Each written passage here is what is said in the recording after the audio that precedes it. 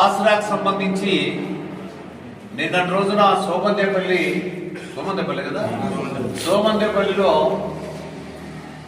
ఆసరా ఎవరికి వర్తిస్తుందో వాళ్ళందరూ కూడా కంపల్సరీగా రావాలి, సంతకాలు పెట్టాలి, ఇన్ టైంలో మీటింగ్ హాజరు కావాలి, లేకపోతే ఆసరా నిధులు నిలిపివేయడం జరుగుతుందని బెదిరించడం జరిగింది. ఎవరినైనా ఆసరాకు సంబంధించినటువంటి లబ్ధిదారులందరూ కూడా. అంటే మంత్రి అయితే మాత్రం బెదిరించి వాళ్ళని ఇబ్బందులు గురి చేస్తున్నారు. ఇది డెమోక్రసీలో ఇది చాలా తప్పు, ఇది డిక్టేటర్షిప్ కాదు. కాబట్టి ముఖ్యంగా ఎవరైతే ఆసరా డబ్బులు వర్తిస్తుందో వాళ్ళందరూ కూడా ఎవరు భయపడాల్సినటువంటి అవసరం లేదు. ప్రభుత్వం ఇస్తున్నటువంటి పథకాలకు సంబంధించినటువంటి నిధులు వాళ్ళ రాకపోయినా అది వాళ్ళకి ఎవరైతే అధికారులు ఉన్నారో వాళ్ళ డబ్బులు ఇవ్వాల్సినటువంటి అవసరం ఉంది.